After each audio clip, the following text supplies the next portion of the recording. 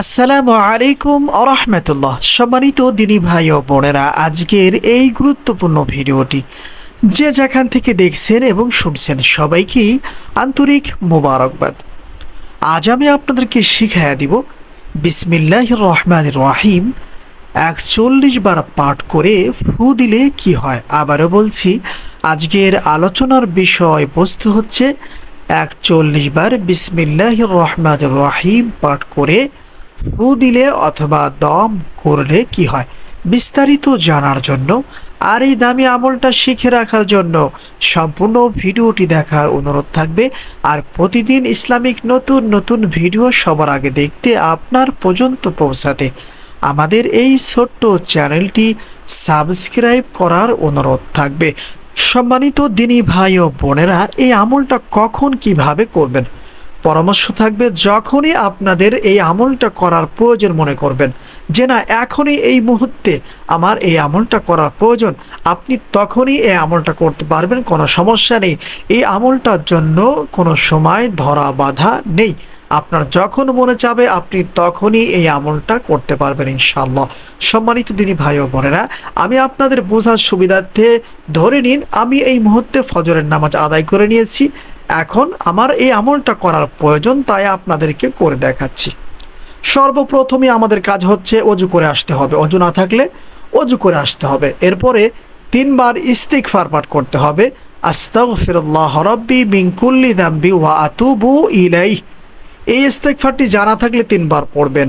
আর জানা না থাকলে আপনাদের যেই তওবা ইস্তিগফার মুখস্থ আছে সেই তওবাটি ৩ বার পড়ে নেবেন, যেমন আস্তাগফিরুল্লাহ আস্তাগফিরুল্লাহ আস্তাগফিরুল্লাহ। এরপরে আমাদের কাজ হচ্ছে ৩ বার দুরুদে ইব্রাহিম অথবা অন্য কোনো দুরূদ শরীফ পাঠ করা।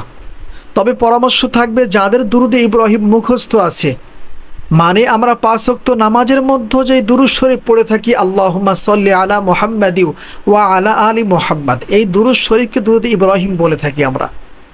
এই দুরূদ শরীফ মুখস্থ থাকলে ৩ বার পড়ে নেবেন। আর যদি দুরুদ ইব্রাহিম মুখস্থ না থাকে, যেই দুরূদ শরীফ আপনাদের মুখস্থ আছে সেই দুরূদ শরীফটা ৩ বার পড়ে নেওয়ার চেষ্টা করবেন, যেমন সাল্লাল্লাহু আলাইহি ওয়াসাল্লাম সাল্লাল্লাহু আলাইহি ওয়াসাল্লাম সাল্লাল্লাহু আলাইহি ওয়াসাল্লাম।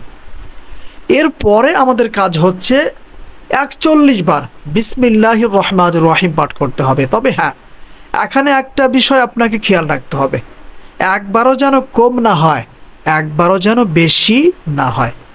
৪১ বার তো ৪১ বারই হবে। এজন্য এই হিসাবটা সঠিকভাবে রাখার জন্য যদি সম্ভব হয় তাসবিহ দানা ব্যবহার করবেন।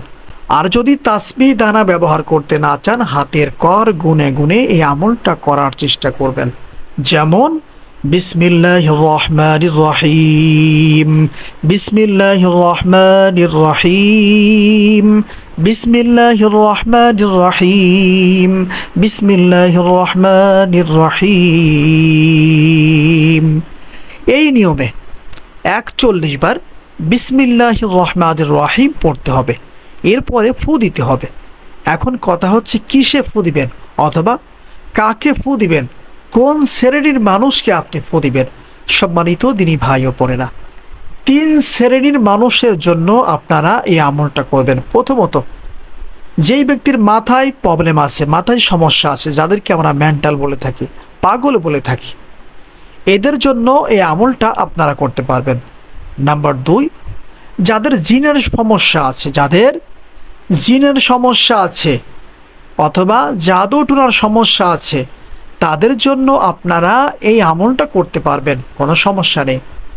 আর যাদের মির্গি রোগের সমস্যা আছে তাদের জন্য আপনারা এই আমলটা করতে পারবেন।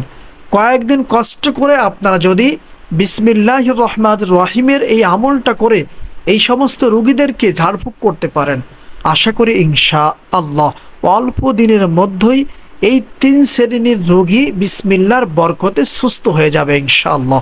আসসালামু আলাইকুম ওয়া রাহমাতুল্লাহ।